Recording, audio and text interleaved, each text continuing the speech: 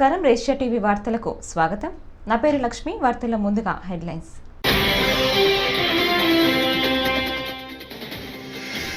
ప్రపంచ రికార్డు సృష్టించిన భారత ఓటర్లు. లోక్సభ ఎన్నికల వేళ 10,000 కోట్ల నగదును సీజ్ చేసినట్లు సిఇసి రాజీవ్ కుమార్ వెల్లడి.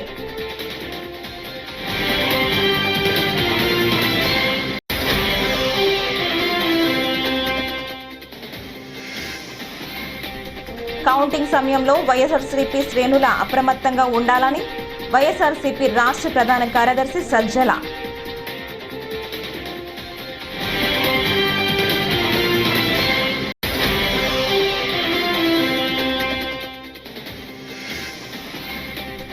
దేశంలో 7 దశల్లో సార్వత్రిక ఎన్నికల పోలింగ్ విజయవంతంగా నిర్వహించామని సిఇసి రాజీవ్ కుమార్.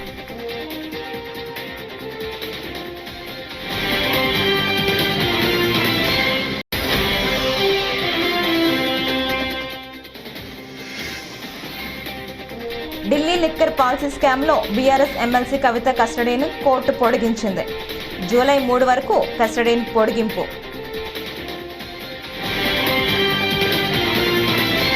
ఇక డీటెయిల్స్ చూస్తే, దేశంలో 7 దశల్లో సార్వత్రిక ఎన్నికల పోలింగ్ విజయవంతంగా నిర్వహించామని సిఇసి రాజీవ్ కుమార్ తెలిపారు. ఈ ఎన్నికల్లో 64.2 కోట్ల మంది భారతీయులు ఓటు వేయడం ప్రపంచ రికార్డని చెప్పారు. దీంతో భారత్ చరిత్ర సృష్టించబోతోందని పేర్కొన్నారు. ఇది G7 దేశాలైన America, Britain, France, Germany, Japan, Canada, Italy జనాభా కంటే 1.5 రెట్లు అధికమని తెలిపారు. ప్రపంచంలోనే అత్యధికంగా మన దేశంలో 31.2 కోట్ల మంది మహిళలు ఓటు వేశారని రాజీవ్ కుమార్ వివరించారు. So friends, it's a miracle what had happened. We'll try and talk about it more, and I'm sure all of you have been writing about it. All of you have visited the ground also, seen the polling stations for yourself, and have been part of us. We have walked together whatever had happened in these last 3 months. Let's see what had happened. So the first major story, we have created a world record of 642 million proud Indian voters. This is a historic moment for all of us, for the nation as a whole. 642 ever anywhere in the world in any of the electoral exercise. That's what is the number of voters. And this is just to give you some small statistics. This is 1.5 times of the voters of all G7 countries. US, UK, France, Germany, Italy, Japan, Canada, all put together. We are comparing voters, not electors. And it is 2.5 times of the voters of 27 countries in the EU. That has been the incredible power of the voters of India.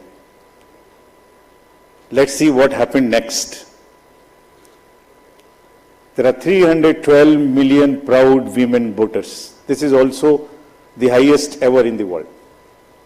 It is larger than the 2019 elections, both the total and the women voters. So this we feel is the moment that we must cherish, we must celebrate, and we want to give them a standing ovation to all our voters by this. I would ask all of you to join and end. These are all our voters. So we thank you all. We salute all our voters, all our women voters who have really come and voted in this election, including all of you. You have also voted. I know many of you. I personally know the experiences which you have had on the polling station. Let's see what happened next. 85 plus in PWD voters. We again salute them. నైరుతి రుతుపవనాలు తెలంగాణను తాకాయి. రాష్ట్రంలో చురుగ్గా కదులుతున్నాయి. రుతుపవనాలు నాగర్ కర్నూల్, గద్వాల్, నల్గొండలో ప్రవేశించాయి. సాధారణంగా తెలంగాణలోని జూన్ 2వ వారంలో రుతుపవనాలు ప్రవేశిస్తాయి. ఈసారి మాత్రం వారం రోజుల ముందే ప్రవేశించాయి. ఈసారి సాధారణం కంటే అధిక వర్షపాతం నమోదయ్యే అవకాశాలు కనిపిస్తున్నాయని వాతావరణ శాఖ అధికారులు తెలిపారు. ఉపరితల ఆవర్తనం కారణంగా సోమవారం తేలికపాటి నుంచి మోస్తరు వర్షాలు కురిసే అవకాశం ఉందన్నారు. రేపటి నుంచి 3 రోజుల పాటు తెలంగాణలోని దక్షిణ ప్రాంత జిల్లాల్లో భారీ వర్షాలు నమోదు కావచ్చునని వాతావరణ శాఖ తెలిపింది.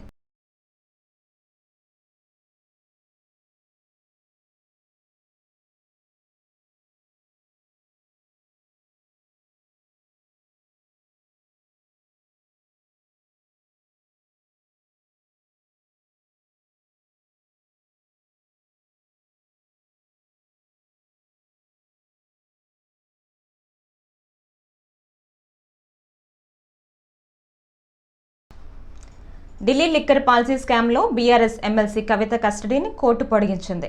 జూలై 3 వరకు కస్టడీని పొడిగిస్తూ సోమవారం రౌస్ అవెన్యూ కోర్టు ఆదేశాలు జారీ చేసింది.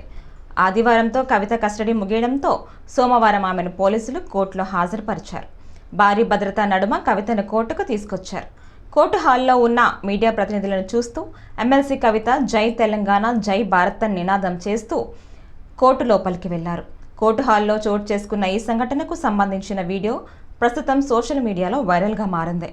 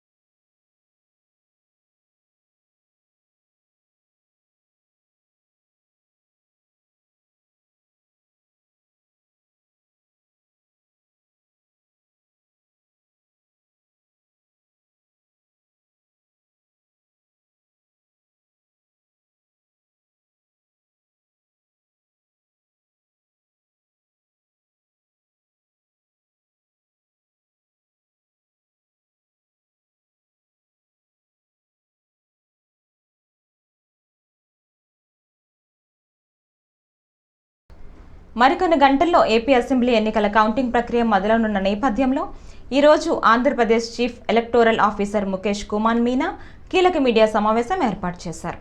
ఉదయం 8 గంటలకు పోస్టల్ బ్యాలెట్ ఓట్ల లెక్కింపు మొదలవుతోందని ప్రకటించారు. ఉదయం 8:30 గంటల నుంచి ఈవీఎంలలో నిక్షిప్తమైన ఓట్ల కౌంటింగ్ ప్రక్రియ మొదలవుతోందని వివరించారు. మధ్యాహ్నం 12 గంటల నుంచి 1 గంటలోపు ఫలితాలపై ఓ అంచనా వస్తుందని ఆయన అంచనా వేశారు. 16th March election was announced. 13th May polling జరిగింది. రేపు మనం కౌంటింగ్ జరుగుతుంది. పార్లమెంట్ కాన్స్టిట్యున్సీలో 454 మంది పోటీ చేశారు. అసెంబ్లీ కాన్స్టిట్యున్సీలో 2387. ఫైనల్ పోలింగ్ స్టేషన్ నంబర్ మనకు 46,389. ఇది ఇంక్లూడింగ్ ఆక్సిలరీ పోలింగ్ స్టేషన్స్. తర్వాత మన రాష్ట్రంలో ఉన్న 4.13 crore voters. This does not include the service voters. Except service voters 4.13 crore voters మనకు ఉన్నారు. దాంట్లో 3.33 crores voters they utilize their franchise. Polling percentage మనకు 80.66 వచ్చింది. This is EVM voting percentage. 1.2% add చేస్తే టోటల్ మనకు 81.8% పోలింగ్ జరిగింది, which is almost 2% more than the last 2019లో జరిగిన ఓటింగ్ శాతంకి. పోస్టల్ బ్యాలెట్ కూడా మీ అందరికీ తెలుసు. ఈసారి పోస్టల్ బ్యాలెట్ కూడా చాలా పెద్ద ఎత్తున కాస్ట్ చేయడం జరిగింది. ఐ కుడ్ సే ఆల్మోస్ట్ 92-93% వరకు పోస్టల్ బ్యాలెట్స్ మన ఎలక్షన్లో పని చేసిన సిబ్బంది వాళ్ళు కాస్ట్ చేశారు. ఇప్పుడు దాకా వచ్చిన మన దగ్గర ఇన్ఫర్మేషన్ ప్రకారం 26,473 ఇది అబ్సెంటీ ఓటర్స్ కింద, అంటే 85+. తర్వాత పీడబ్ల్యూడీ కేటగిరీ కింద. ఫెసిలిటేషన్ సెంటర్లో మనకు చేసిన voters 4.61 lakh. This includes essential voters కూడా, ఇసెన్షియల్ సర్వీసెస్లో ఉన్న ఓటర్స్ కూడా దాంట్లో ఉన్నారు. ఇంతకుముందు సెపరేట్ ఇచ్చాము మనము, కానీ ఇప్పుడు కలిపి 4.61 crore ఇంక్లూడింగ్ ఫెసిలిటేషన్ సెంటర్లో చేసింది, తర్వాత ఇసెన్షియల్ సర్వీస్ వాళ్ళు చేసిన ఓటింగ్ రెండు కలిపి ఉన్నాయి. మనకు 67,000 సర్వీస్ ఓటర్స్. కౌంటింగ్ సమయంలో వైఎస్ఆర్సీపీ శ్రేణులు అప్రమత్తంగా ఉండాలని వైఎస్ఆర్సీపీ రాష్ట్ర ప్రధాన కార్యదర్శి సజ్జల రామకృష్ణారెడ్డి సూచించారు. సోమవారం తాడేపల్లిలోని వైఎస్ఆర్సీపీ కేంద్ర కార్యాలయంలో కౌంటింగ్ ఏజెంట్లతో వైఎస్ఆర్సీపీ కీలక నేతల సమావేశం నిర్వహించారు. కౌంటింగ్ కేంద్రాల్లో తీసుకోవాల్సిన జాగ్రత్తలపై దిశానిర్దేశం చేశారు. సమావేశంలో లేలా అప్పిరెడ్డి, లీగల్ సెల్ ప్రతినిధులు పాల్గొన్నారు. ఈ సందర్భంగా సజ్జల రామకృష్ణారెడ్డి మీడియాతో మాట్లాడారు. వాస్తవం కాబట్టి అందరూ దానికి కూడా సిద్ధంగా ఉండమని కూడా అందరికీ సందేశం పంపించాము. సుప్రీంకోర్టు కొట్టేసినంత మాత్రాన అది వాళ్ళు చేసిన తప్పు అయితే తప్పు కాకుండా పోదు. క్లియర్, మేము కామన్ సెన్స్ ఉన్న చిన్నపిల్లల్ని అడిగినా చెప్తారు. నువ్వు రూల్ ఒకటి ఫిక్స్ చేసుకున్నావు. ఎలక్షన్ కమిషన్ పోస్టల్ బ్యాలెట్కి సంబంధించి అటెస్ట్ చేసిన అధికారి డీటెయిల్స్ ఏదైనా సీల్ రూపంలో కానీ ఆర్ డీటెయిల్స్ పెన్తో రాసి కానీ ఉండాలన్నారు. ఎందుకన్నారు? ఒక ఉద్యోగి ఎక్కడో పోయి పనిచేస్తుంటే అక్కడ చేసిన అతని వివరాలు తెలియకుండా ఊరికి సంతకం ఉంటే అది ఎవరి సంతకం కూడా తెలియదు. ఇది లాస్ట్ జూలైలో రిలీజ్ అయిన వాళ్ళ గైడ్ లైన్స్. దానికి విరుద్ధంగా దాన్ని చేంజ్ చేయకుండా దేశమంతా కాకుండా ఒక ఆంధ్రప్రదేశ్లో మాత్రమే సంతకం ఉంటే చాలు అని ఒకటి పెట్టారు. ఇది కూడా ఏది తెలుగుదేశం పార్టీ వాళ్ళు వెళ్ళి బ్యాలెట్ పేపర్ చూస్తే సరిపోతుంది, ఇవేం అక్కర్లేదని వాళ్ళు రిక్వెస్ట్ చేశాక వీళ్ళు మార్చారు ఈసీ. దాంట్లో క్లియర్గా బ్లాటెంట్ వయలేషన్. నీ ప్రొసీజర్స్ నువ్వు ఫామ్ చేసుకున్న రూల్స్ నువ్వు వైలేట్ చేస్తుంది ఈసీ. అది కూడా ఇప్పుడు పోలింగ్ అయిపోయిన తర్వాత, పోలింగ్కు ముందు ఒక డెసిషన్ తీసుకుని కంట్రీ అంతా ఇంప్లిమెంట్ చేస్తే అది న్యాయమైంది, నిష్పక్షపాతంగా ఉన్నది.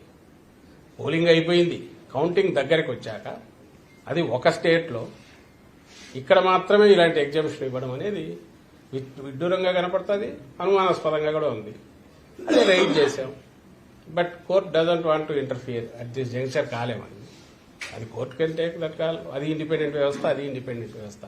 కానీ మాకున్న హక్కు పొలిటికల్ పార్టీగా ఏదుందో దాన్ని అయితే పూర్తి ఎగ్జాస్టివ్ గా వాడుకున్నాం. ఆ విషయం కౌంటింగ్ ఏజెంట్లకు సంబంధించి రిలే హౌస్ ఈసారి ఉండకూడదని చెప్పి కూడా కొత్తగా ఇంకొక నిర్ణయం తీసుకుంది. ఏది కౌంటింగ్ ఏజెంట్లకు రిలే ఓవర్లు అవసరం లేదు అనేది ఈసీ తీసుకున్న నిర్ణయం సార్. ఎందుకని ఇలాంటి వివాదాస్పద నిర్ణయాలు ప్రతిదీ ఇవే కాదు, చాలా చోట ఈసారి కనిపిస్తున్న ఖచ్చితంగా ఒకటే అంటే శ్రీ వేద భారతి పీఠం బాసర శ్రీ వేద విద్యానందగిరి స్వామీజీ శిష్య బృందంచే సరస్వతి హోమం, ఉచిత బీజాక్షర లేఖన కామారెడ్డిలో ఆదివారం జరిగింది. బీజాక్షర లేఖనం మాటలు రాని వారికి మాటలు పలికిస్తోందని, సరస్వతి హోమం విద్యాభివృద్ధికి, ఉన్నత విద్యను పొందటానికి ఎంతగానో సహకరిస్తోందని అన్నారు.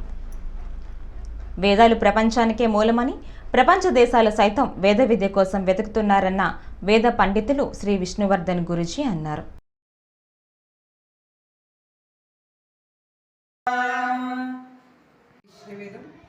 మేము బాసర శ్రీ వేద భారతి పీఠ వేద విద్యాలయంలోని శ్రీ వేద విద్యానందగిరి స్వాముల వారి ఆధ్వర్యంలో కామారెడ్డిలో శ్లోకా స్కూల్ అనే సెకండ్ బ్రాంచ్ను ఓపెన్ చేశారు. అక్కడికి మేము అందరినీ కూడా వేద విద్యార్థులను స్వామివారి ఆధ్వర్యంలో సార్ గారు చెప్పినట్టుగా ఇక్కడ సరస్వతి హోమము మరియు చిన్నపిల్లలకు బీజాక్షరములు అనగా కాళిదాస్కి అమ్మవారు ఏ విధంగా అయితే బీజాక్షరాలు రాశారో చదువు కోసము మరియు విద్యలో ఉత్తీర్ణత పొందడానికి బీజాక్షరములు స్వాముల వారి ఆధ్వర్యంలో అందరికీ చిన్నపిల్లలకు చదువుకునే వాళ్ళందరికీ కూడా బీజాక్షరాలు రాయాలనే సంకల్పంతో సార్ గారు ఇక్కడ ఆ కార్యక్రమాన్ని చేశారు. అలాగే ప్రతి ఒక్కరికి కూడా అందరికీ కూడా సరస్వతి మంత్రంతో హవనం చేయించి ఆ తర్వాత బీజాక్షరాలు రాయించడం జరిగింది. అలాగే ప్రతిరోజు కూడా బాసర్లో శ్రీ వేదభారతి పీఠం ఉంది. అక్కడ ప్రతిరోజు సాయంత్రం గోదావరి హారతి కార్యక్రమం కూడా ఉంటుంది. అలాగే ప్రతిరోజు 9 గంటల నుండి సాయంత్రం 4 గంటల వరకు చిన్నపిల్లలకు చదువుకునే వాళ్ళందరికీ కూడా బీజాక్షరాలు రాయించడం జరుగుతుంది. దానివల్ల పిల్లలకు ఎంతో ఉపయోగపడుతుంది. మాటలు రాని వాళ్ళకి మాటలు రావడం కూడా, చదువులో ఎంతోమంది ఉత్తీర్ణత పొందిన వాళ్ళు కూడా ఉన్నారు. చాలామంది మనకు తిరిగి వచ్చి కూడా చెప్తున్నారు. దానివల్ల ఎంతో ప్రయోజనం ఉంది. దానివల్ల కూడా చాలామందికి బీజాక్షరాలు రాయడం జరుగుతుంది. జై శ్రీ వేద.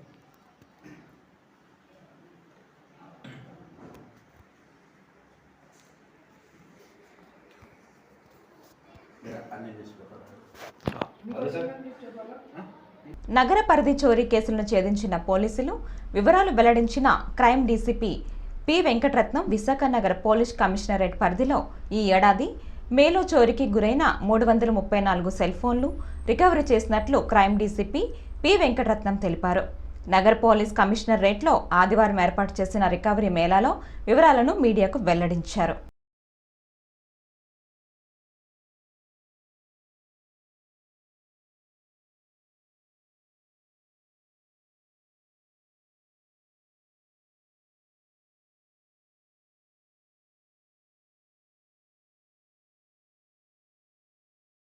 1000 రూపీస్ క్యాష్, ఒక 7 tons ఐరన్ కూడా రికవరీ చేయడం జరిగింది ఆ కేసులో.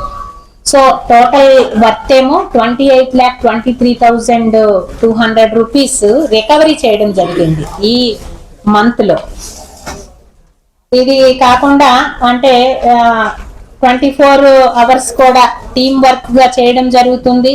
సిపి సార్ గారి సపోర్ట్ వలన సార్ కూడా ఒక 30 members హోమ్ గార్డ్స్ ని ఇవ్వడం జరిగింది. వాళ్ళని ప్లాన్డ్ గా యూజ్ చేస్తూ ఎవ్రీడే జోన్ వైజ్ ఒక్కొక్క టీమ్ ని ఎండాస్ చేయడం జరుగుతుంది. వాళ్ళేమో in the supervision of SIs and CIs night ఏమో వాళ్ళు గస్తీ కాయడము, విజల్స్ వేసి తిరగడము, ఇంటీరియర్ ఏరియాస్ అంటే మేము డైలీ వేసేటటువంటి బీట్స్ తో పాటు ఎక్స్ట్రాగా ఈ బీట్ ని యూజ్ చేస్తూ డిటెక్షన్ అండ్ ప్రివెన్షన్ లో ఎక్కువగా అంటే ఎక్కువ చర్యలు తీసుకోవడం జరుగుతుంది. ప్రివెంట్ చేయగలుగుతున్నాము అఫెన్సెస్ ని కొన్ని. సో ఇవన్నీ కూడా చాలా యూస్ఫుల్ గా ఉన్నాయి. ఇది కాకుండా మేము ప్రివెన్షన్ లో పార్ట్ గా ఏంటంటే సీసీ కెమెరాల ఇన్స్టలేషన్ గురించి ఎవ్రీడే మా ఎస్ఐస్ అయితేనేంటి, సిఐస్ అయితేనేంటి అవేర్నెస్ క్యాంపెయిన్స్ ని కండక్ట్ చేయడము, వాట్సాప్ గ్రూప్స్ ని క్రియేట్ చేయడము. అంటే డిఫరెంట్ గ్రూప్స్, ఆటో వాళ్ళు ఉంటారు, ఆటో స్టాండ్ గ్రూప్స్, నెక్స్ట్ ఈ గోల్డ్ షాప్స్, సిల్వర్ షాప్స్, అది ఒక గ్రూప్ గా పెట్టుకోవడం. అలాగే విల్లాస్, కొంచెం ఇండివిజువల్ ప్లాట్స్ లాంటివి ఉంటాయి పెద్ద పెద్దవి, అవి గ్రూప్స్ గా ఏర్పాటు చేసుకోవడం. అలాగే టెంపుల్ వాళ్లతో కూడా. జూన్ 4న జరగనున్న ఎన్నికల ఓట్ల లెక్కింపు ప్రక్రియను ప్రశాంతంగా జరిగేలా ఏయూ ఇంజనీరింగ్ కళాశాల ఆవరణలో 2500 మంది పోలీస్ సిబ్బందితో ప్రత్యేకంగా బందోబస్తు ఏర్పాట్లు చేస్తున్నామని జేసీపీ ఫకీరప్ప వెల్లడించారు. విశాఖ ఏయూ ఇంజనీరింగ్ కళాశాలలో ఏర్పాటు చేసిన విలేకరుల సమావేశంలో ఆయన మాట్లాడారు. ఎన్నికలు ముగిసిన తర్వాత స్ట్రాంగ్ రూమ్ల వద్ద 3 అంచెల భద్రతను ఏర్పాటు చేశామన్నారు. ఇక ఎన్నికల లెక్కింపు ప్రక్రియ మొత్తం 6 భవనాల్లో జరుగుతుందన్నారు. ఏర్పాటు మరియు పార్కింగ్, ట్రాఫిక్, తర్వాత ఏజెంట్స్, క్యాండిడేట్స్, ఎలక్షన్ ఏజెంట్స్ మరియు కౌంటింగ్ సంబంధించి వచ్చే అధికారులు, అసిస్టెంట్స్, అబ్జర్వర్స్, తర్వాత మీడియా ప్రతినిధులు కూడా ఆ రోజు ఏ మార్గం నుంచి ఎంట్రీ అవ్వాలి, వెహికల్ ఎక్కడ పార్క్ చేసుకోవాలి, తర్వాత మనము ఏమేం నిబంధనలను పాటించాలని ఈ మీడియా ప్రెస్ ముఖ్యంగా ఈ మీడియా సమావేశం ద్వారా అందరికీ చెప్పడం జరుగుతుంది. మొట్టమొదటిగా స్ట్రాంగ్ రూమ్ బందోబస్తు గురించి మీకు చెప్పడం జరుగుతుంది. కౌంటింగ్ ప్రక్రియ మొదలయ్యే వరకు అంటే 4వ తేదీ 8 గంటల వరకు ప్రతి ఒక్క స్ట్రాంగ్ రూమ్ దగ్గర 3 అంచెల బందోబస్తుని ఏ రోజు మనం ఎలక్షన్ కంప్లీట్ అయిందో ద మూమెంట్ ఈవీఎం రీచ్ అయినప్పటి నుంచి కౌంటింగ్ కంప్లీట్ అయ్యే వరకు 3 అంచెల బందోబస్తు అనేది కౌంటింగ్ సెంటర్ దగ్గర కొనసాగుతుంది. మొదటిగా మనం ఇన్సైడ్ నుంచి అవుట్ సైడ్ చెప్తే మొదటి లేయరు కేంద్ర బలగాలతో ఉంటుంది, సాయుధ బలగాలు, అది సిఏపిఎఫ్ సెంట్రల్ ఫోర్స్తోనే మొదటి లేయర్లో మనము బందోబస్తు ఏర్పాటు చేసుకోవడం జరిగింది. ఇప్పుడు ఒక కంపెనీ బందోబస్తులో ఉంది. రేపు మార్నింగ్ ఇంకో కంపెనీ అదనపుగా కౌంటింగ్ సెంటర్ బందోబస్తు కోసం 2 సిఏపిఎఫ్ కంపెనీని మనము వినియోగించుకోబోతున్నాము. ఇన్సైడ్ నుంచి అవుట్ సైడ్ రెండో లేయర్ ఏముందో అది స్టేట్ ఆర్మ్డ్ పోలీస్, రాష్ట్రానికి సంబంధించిన సాయుధ బలగాలు అంటే స్టేట్ ఆర్మ్డ్ పోలీస్ అంటే ఏపీఎస్పి లేదంటే district armed reserve. This is second layer. అది మనకి 3 ప్లటూన్స్ ఏపీఎస్పితో. రాజమండ్రి రూరల్ అసెంబ్లీ నియోజకవర్గ కూటమి అభ్యర్థి గోరంట్ల బుచ్చయ్య చౌదరిని రాజమండ్రి ఎంపీ కూటమి అభ్యర్థి పురంధేశ్వరి, దగ్గుబాటి వెంకటేశ్వరరావు, హితేష్ సోమవారం మర్యాదపూర్వకంగా కలిశారు. ఈ సందర్భంగా మంగళవారం జరిగే సార్వత్రిక ఎన్నికల కౌంటింగ్ ప్రక్రియపై చర్చించారు. రాష్ట్రంలో ఎన్డీఏ కూటమి అధికారంలోకి వస్తోందని వారు ధీమా వ్యక్తం చేశారు.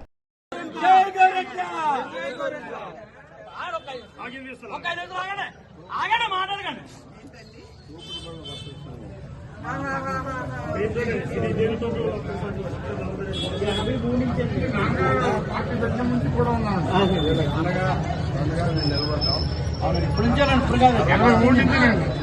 వాళ్ళకి కేంద్ర ప్రభుత్వం కూడా చాలా చేస్తుందండి. స్వనిధి కింద మామూలుగా ఫస్ట్ నుంచి మా యూనియన్ ఎవరు ఏ వ్యాపారం చేసినా తోపుడు వాళ్ళ మీద కేంద్ర ప్రభుత్వం దానికి స్వనిధి కింద 10,000 రూపాయలు వాళ్ళందరికీ కూడా లోన్స్ సెక్రటరీ అండి అదే అదే అదే ఈయన సెక్రటరీ అండి నేను ప్రెసిడెంట్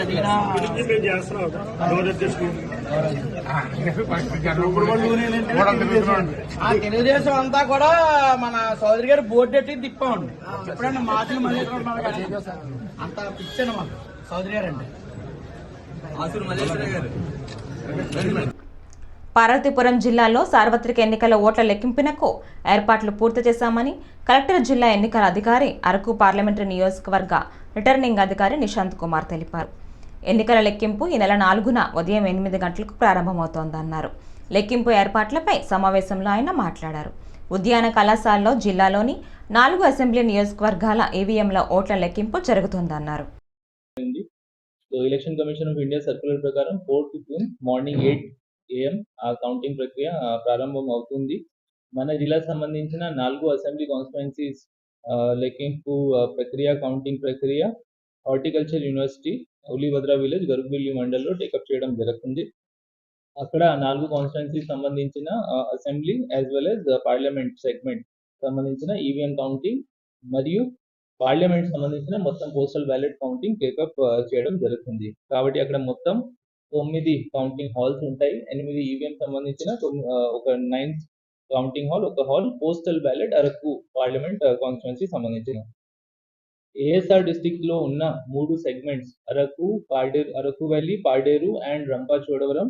అక్కడ అదే డిస్ట్రిక్ట్ లో 3 డిఫరెంట్ లొకేషన్స్ లో టేకప్ చేయడం జరుగుతుంది. ఒకే లొకేషన్ లో గవర్నమెంట్ డిగ్రీ కాలేజ్ పాడేరు, అక్కడ పాడేరు అండ్ అరకు వ్యాలీ సంబంధించిన కౌంటింగ్ అవుతుంది. రంపచోడవరం సంబంధించిన AP tribal welfare girls junior college Rampachodavaram, tribal welfare residential girls junior college రంపచోడవరంలో టేకప్ చేయడం జరుగుతుంది. కాబట్టి మన పార్లమెంట్ అరకు పీసీ సంబంధించిన చూస్తే మొత్తం 3 కౌంటింగ్ లొకేషన్స్ ఉంటాయి. 3 కౌంటింగ్ లొకేషన్లు మన దగ్గర ఉన్న లొకేషన్లో 4 అసెంబ్లీస్, ఒక సెకండ్ లొకేషన్ పాడేరులో 2 అసెంబ్లీస్ అండ్ రంపచోడవరంలో ఒక అసెంబ్లీ సెగ్మెంట్ సంబంధించిన కౌంటింగ్ చేయడం టేకప్ చేయడం జరుగుతుంది. అన్నిట్లోనే పార్లమెంటరీ కాన్స్టిట్యుయెన్సీ సంబంధించిన 14 టేబుల్స్ అప్రూవ్ అయినాయి. సో ఈవీఎం కౌంటింగ్ కి 14 టేబుల్స్ లో పార్లమెంట్ కాన్స్టిట్యుయెన్సీ సంబంధించిన కౌంటింగ్ టేకప్ చేయడం జరుగుతుంది. జిల్లాలో ఉన్న అసెంబ్లీ కాన్స్టిట్యుయెన్సీస్ అన్నిటికీ కూడా 14 టేబుల్స్ ఉంటాయి. రంపచోడవరం ఒకటి high number of polling stations ఉండడంతో 20 tables election commission of India approve చేసింది. సో రంపచోడవరం ఒక దానిలోనే 20 టేబుల్స్ ఉంటాయి. 20 టేబుల్స్ పైన ఈవీఎంస్ కౌంటింగ్ టేకప్ చేయడం జరుగుతుంది. మనకి పోస్టల్ బ్యాలెట్ కి ప్రత్యేకంగా ఇప్పుడు వరకు లెక్కింపు చూస్తే 21. 5 ఏళ్లుగా రాష్ట్ర ప్రజలు పడుతున్న కష్టాలకు రేపటి ఫలితాలతో మోక్షం లభించబోతోందని తెదేపా నేత మాజీ మంత్రి గంటా శ్రీనివాసరావు అన్నారు. విశాఖపట్నంలో కనకమహాలక్ష్మి అమ్మవారిని ఆయన దర్శించుకున్నారు. అనంతరం మీడియాతో గంటా మాట్లాడారు. ఎన్నో ఏళ్ల నిరీక్షణకు ఫలితం రేపు రాబోతోంది. త్వరగా ఈ ప్రభుత్వాన్ని తెరమేయాలనే కసి ప్రజల్లో కనిపించింది. ఎగ్జిట్ పోల్ సర్వేలన్నీ ఏకపక్షంగా కూటమిదే విజయమని చెప్పాయి. ఓటేసేందుకు ఇతర రాష్ట్రాల నుంచి కూడా బస్సులు, రైళ్లలో వచ్చారు. అత్యధిక పోలింగ్ శాతం నమోదు కావటం ప్రజల నాడికి సంకేతం. ఎగ్జిట్ పోల్స్ మించి కూటమి ఘన విజయం సాధించబోతోంది. ఏళ్ల నిరీక్షణకి ఫలితం రేపు మనం చూడబోతా ఉన్నాం. 5 సంవత్సరాలుగా ఈ రాష్ట్ర ప్రజలు పడిన కష్టాలకి, ఇబ్బందులకి అన్నిటి కూడా రేపు ఫలితం ద్వారా మోసాలు లభించబోతా ఉంది. మొన్న సాయంత్రం అంతా కూడా 1వ తారీఖున ఎగ్జిట్ పోల్స్ అన్నీ కూడా వచ్చాయి. మొత్తం దాదాపు నేషనల్ లెవెల్ సర్వేస్ కానీ లేకపోతే స్టేట్ లెవెల్లో సర్వేస్ కానీ దాదాపు అన్నీ కూడా ఏదో ఒక 4-5 సంస్థలు తప్ప మిగతా అన్ని సంస్థలు కూడా ఏకపక్షంగా ఈ కూటమికే విజయం అని చెప్పని స్పష్టమైన ఎగ్జిట్ పోల్స్ ఇవ్వడం జరిగింది. ఎగ్జిట్ పోల్సే కాదు, ఒక సీనియర్ రాజకీయ నాయకుడిగా 25 ఏళ్ల పైగా ప్రత్యక్ష రాజకీయంలో ఉన్న వ్యక్తిగా నేను మొన్న చూసిన ఎలక్షన్ 6వ ఎలక్షన్ నాకైతే. గతంలో ఎప్పుడూ లేని ఒక కొత్త ఉత్సాహం, అంతేకాకుండా ప్రజల్లో ప్రస్తుత ప్రభుత్వం పట్ల ఒక కసి, ఎంత త్వరగా ఈ ప్రభుత్వం నుంచి ప్రజలకు మోక్షం కలగాలనే ఒక భావన ఆ ఓట్లేసే ప్రజల్లో మనకి స్పష్టంగా కనిపించింది. మరి పోస్టల్ బ్యాలెట్స్ కావచ్చు, లేదు పక్క రాష్ట్రాలు తెలంగాణ కానీ, లేకపోతే చెన్నై కానీ, కర్ణాటక కానీ, వేరు వేరు ప్రాంతాల నుంచి బస్సుల్లో ట్రైన్లో ఏలాడుతూ టోల్ గేట్ల దగ్గర ట్రాఫిక్లు జామ్ అయ్యే విధంగా వచ్చిన ప్రజలు కానీ, అంతేకాకుండా పోలింగ్ రోజు మార్నింగ్ 7 గంటలకి పోలింగ్ అయితే 6 గంటల నుంచే క్యూలో నిలబడ్డ తీరు కానీ, వీటన్నిటికి మించి అత్యధిక పోలింగ్ శాతం 81.6% పోలింగ్ శాతం కానీ, ఇవన్నీ కూడా ప్రజల యొక్క నాడికి ఒక ఇండికేటర్స్గా ఉన్నాయి. మరి తప్పకుండా ఏదైతే రేపు ఉదయం కౌంటింగ్ స్టార్ట్ అవుతుందో ఆ ఫలితాల్లో మనం ఏదైతే ఎగ్జిట్ పోల్స్ చెప్పారో ఆ పోల్స్ కూడా మించిపోయే విధంగా ఫలితాలు ఏకపక్షంగా రాబోతా ఉన్నాయి. ముఖ్యంగా చంద్రబాబు నాయుడు గారు నాయకత్వంలో, అలాగే పవన్ కళ్యాణ్ గారు, భారతీయ జనతా పార్టీ ముగ్గురు కలిపి కూటమిగా ఏర్పడ్డారు. ఈ కూటమి ఘన విజయం సాధించబోతా ఉంది. మళ్ళీ చంద్రబాబు నాయుడు గారి నాయకత్వంలో ఈ రాష్ట్రానికి పూర్వవైభవం రాబోతా ఉంది. ప్రత్యేకంగా ఈ సందర్భంగా పవన్ కళ్యాణ్ గారి గురించి కూడా మనం అభినందించాలి. మరి ఆయన చేసిన త్యాగం కూడా రేపు ఎన్నికల్లో కీలక పాత్ర పోషించబోతా ఉంది. ముఖ్యంగా చంద్రబాబు నాయుడు గారు లాంటి ఒక సీనియర్ నాయకుడు, ఆయన యొక్క ఈ వార్తలు ఇంతటితో సమాప్తం. నమస్కారం.